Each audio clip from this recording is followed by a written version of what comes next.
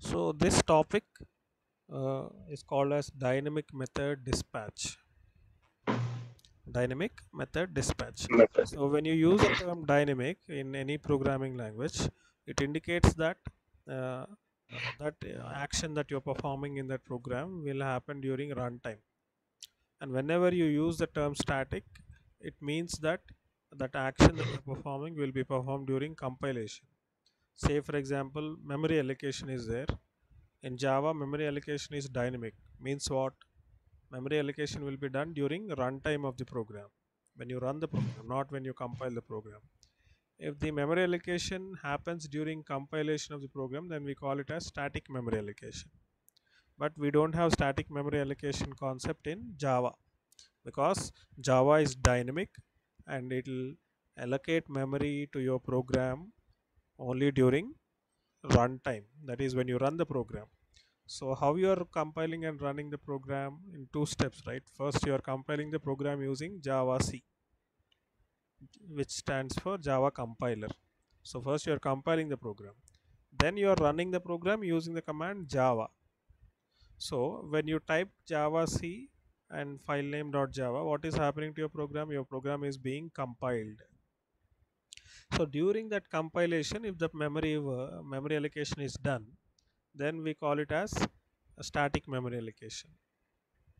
But memory allocation will never happen in a Java program during compilation. It will happen only during runtime. So that's why we call Java, what that is one of the reason why we call Java is dynamic. Okay. Then if it is in C language, we compile the program and run the program using a turbo C compiler by using the commands. Shortcut keys are there for that: Alt plus F9, which is used for compiling the program, and Control plus F9 to run the program. So generally memory allocation will be done for a C program using turbo C compiler during compilation only, that is when you press Alt plus F9. So by default memory allocation in C is static, and by default in memory allocation in Java, memory allocation is dynamic, right? So in that context, uh, this concept, dynamic method dispatch means what? So if there are multiple versions of the same method, and when you are using inheritance concept, the method resolution, that means which method to invoke will be decided during runtime, not during compilation. When you are overloading a program, the method that must be invoked will be decided during compilation.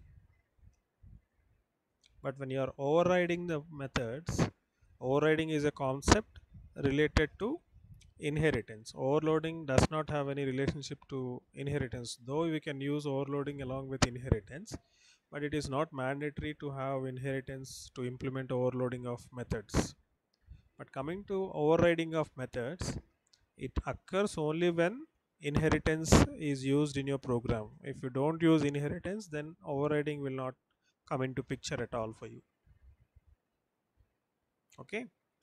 uh, so when this method, which method to be called? When you call an method using a subclass object, and if that method is overridden, so when that will be decided? So that matters whether it will be decided during compilation or during runtime, right? So if it is uh, overloading, then what will happen to your program is the method, which method to invoke will be decided, because there will be multiple methods with same name, but different type of parameters or different number of parameters. That is called as method overloading. And when you make a call to a method, the compiler of the Java will decide which method to call depending on the number of parameters you are passing to that method, and the type of parameters you are passing to that method. If there is any mismatch in that during compilation itself, it will show you an error, right? So that means what? uh, which version of the overloaded method to be invoked is decided during compilation itself. It will not be decided during runtime. So that means a method resolution or method dispatch, we call this concept as method dispatch, deciding which method to be invoked. So that will be taken, that decision will be taken during compilation only, and we call that as static generally. But if that resolution, which version of the method to be invoked is done during runtime, we call it as dynamic. Okay, so when will come across this dynamic method dispatch means only when we use inheritance, because it is related to overriding. So overriding is one form of polymorphism. We have polymorphism in two categories: compile time polymorphism and runtime polymorphism. Polymorphism means what? Ability to exist in multiple forms. So overloading is one such example for polymorphism, right? There will be multiple methods with same name, but with different parameters and different type of parameters. So that is an example of polymorphism, because one method exists in multiple forms. But uh, when this one among the method will be invoked, and which one to be invoked will be decided during compilation. So that's why we call this polymorphism to be compile time polymorphism.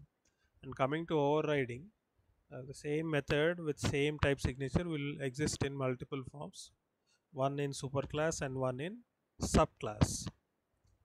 But which method to be invoked will be decided during runtime, not during compilation. So that's why we call this as a runtime polymorphism. Okay, so now let us see and understand this concept with an example program.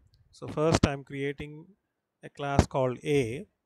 This class A consists of an instance variable I of type integer and initialized with a value 10. Then a method called callMe, which will display a message called inside A's callMe method. Then coming to the next class, class B, this is created as a subclass for class A, and it has an instance variable j and initialized to 20. So along with this j, B will also have I as its member, because it will be inherited to B. And then I'm creating a call me method. So you have this call me version method even in superclass, but I am overriding that call me method in subclass. So what is overriding? If you create a method with same type signature as that of the method in superclass in a subclass, then we call it as overriding, right? So I'm overriding this call me method here. So this is a superclass version. So with that name, same name as that of the superclass call me method, I'm creating another method call me here in subclass with the same method name and type signature, right? So then we say that this method is overriding that superclass method, or we together we call this call me method as a overridden method. And what is superclass version of call me displaying inside A's call me method? And what is subclass version displaying inside B's call me method? Then again I am creating a subclass C for class A. That means what type of inheritance is this? Hierarchical inheritance. So now A has two subclasses, one is B, the other one is C. So in C I am declaring instance variable k and initializing it to 30, and again in C also I am overriding the call me method. This time call me method displays a message inside C's call me method, right? So with that I'm stopping the inheritance. Now I'm defining a method class called dispatch, in which I'm defining the main method. Okay, so what I'm doing here in the main method is I'm creating objects for all the three classes. A object name is small letter A, B's object is small letter B, C's object is small letter C, right? Then after that in the next line, what I am doing is simply I am creating a reference variable for class A called R. So reference variable R. So look at how I created that reference variable. I didn't use new operator and constructor to instantiate it. if you look at this object A for class A, we can say that the object is instantiated. But R here is not instantiated, it is simply a reference variable. If you don't write this part after the is equal to symbol assignment operator, then we cannot say that it is an object, it is simply a reference variable. So because that is not there for this R, we should not call this R as an object. Instead we have to call it as a reference variable, right? So now to this reference variable, in the next line what I am doing, I am assigning A. What is A? Object of class A. Then I'll make a call to call me method. Then which call me method will be called? A's version of call me method will be called. Then in the next line I'll assign B to R, and then again make a call to call me method. So which version of the call me method will be called? B's version of call me method will be called. Then after that I'm assigning C to R. Then I'm calling call me method again. This time C's version of call me will be called. After that I am displaying I value and then K value. So let me change this to K. R dot I and R dot K. So let me run this program, compile and run this program. Then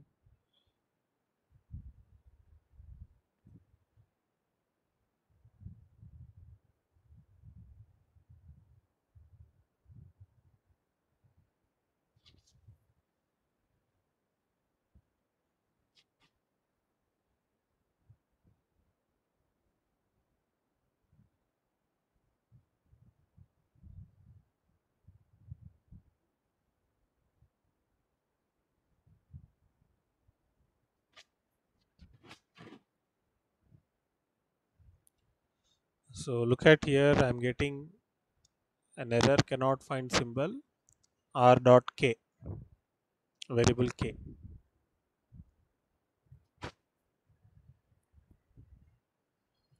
Instead if I use I here,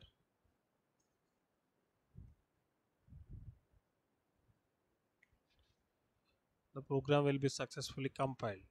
Similarly, instead of I, I'll use J here.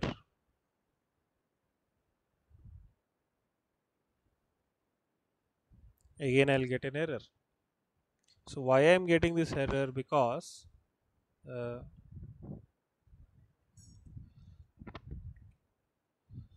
if you observe carefully, because class B is a subclass for B will have both I and J.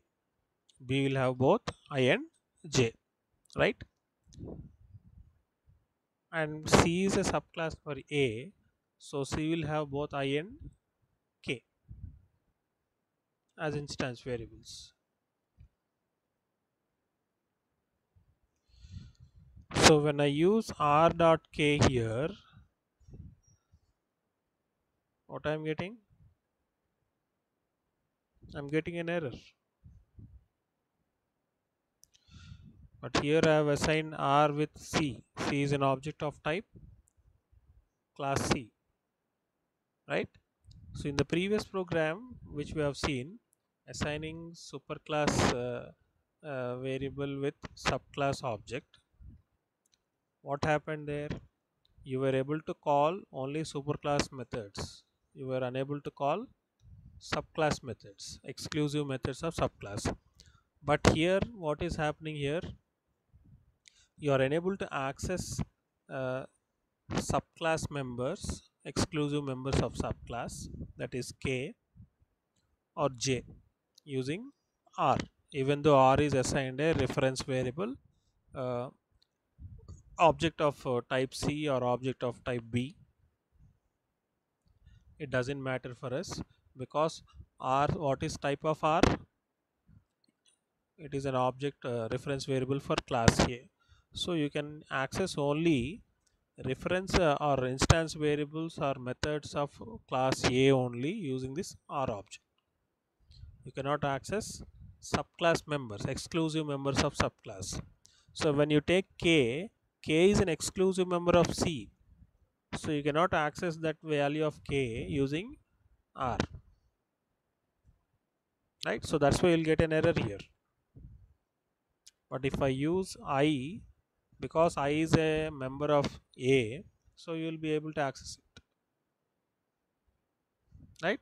So that's why what I'll do here is I'll put this statement in comment, right? But coming to the call me method, for call me method, because it is a overridden method, when you assign a for it, it will invoke, when you call me, it will invoke superclass A's call me method. And when you assign object of class B, that is B, to R and make a call to call me method, then this will be invoking B's version of call me, because there is an exception for this method call me, as it is present in all the classes, A class, B class, as well as C class, that is superclass as well as subclasses, and it is an overridden method. So when it is an overridden method, even though the object R is there and you are assigning for that object R a object of B or C class, then you will be able to call that B methods or C methods which are overridden. If there is an exclusive method, then you will not be able to call that method. Okay, so that's why you are permitted to call the call me method, but you are not permitted to access the instance variable k, which is an exclusive member of subclass C. So now let me compile and run this program.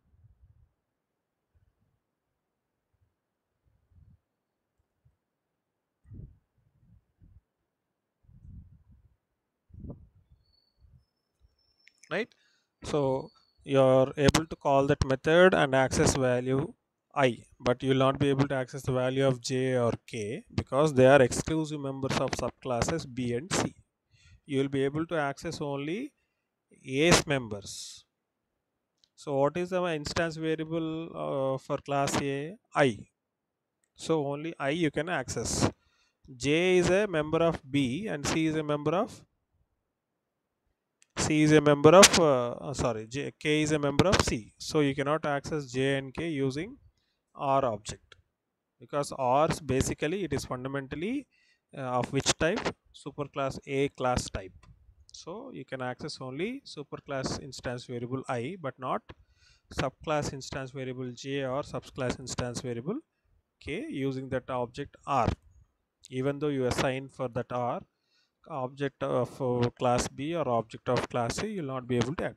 But only exception is the overridden methods can be accessed. So you will be able to access the overridden method. When you assign for R object of A, it will call A's call me method. When you assign B object to R, then it will call B's version of call me method. When you assign C, then it will call C's version of call me method. And when this decision is being taken, which method to be called, which version of the call me method to be called, whether to call the superclass call me version or subclass call me version, so this will be taken during runtime. It will not be done during compilation. So this concept is called as dynamic method dispatch in Java. Dynamic method dispatch. So that is what I have written at the beginning of the program in comment, dynamic method dispatch. So this dynamic method dispatch is one way of implementing runtime polymorphism in object oriented programming.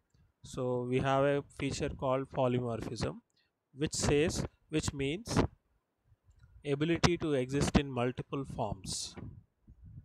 Either a method can exist in multiple forms with different type of parameters or number of parameters, and you call that as overloading, right?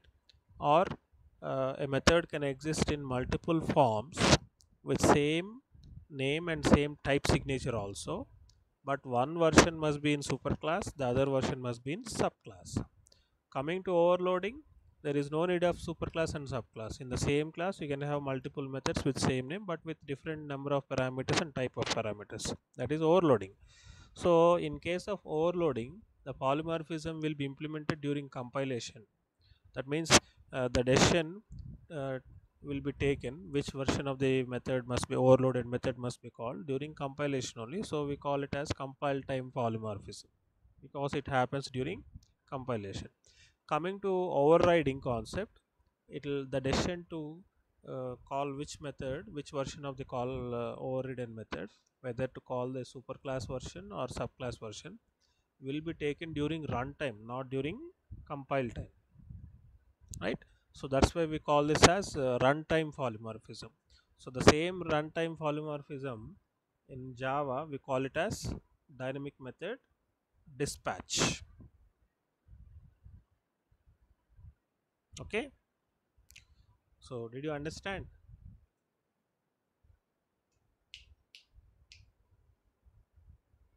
So only overridden methods can be used in using R, like Yeah, the using reference R. variable of, Yeah, even though R is a type of yeah. superclass A, you can assign that R with object of any class. You can assign an object of superclass or subclass.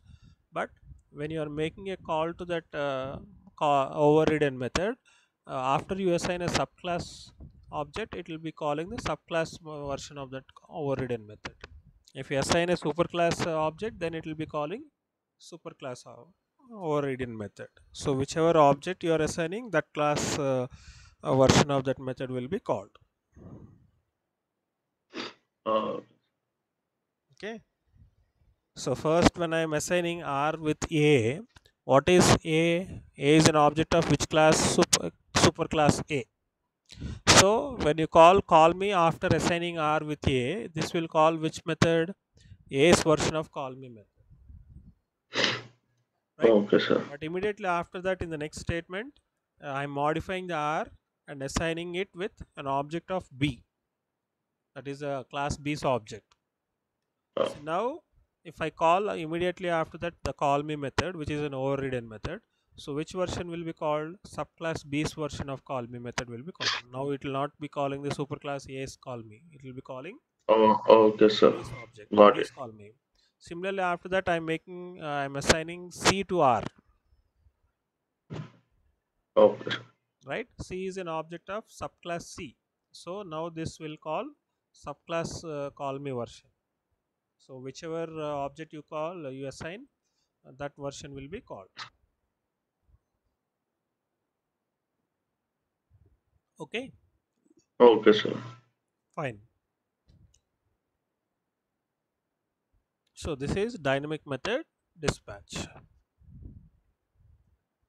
So in the next Okay. session, we'll see abstract methods and abstract classes. Sir, Yeah.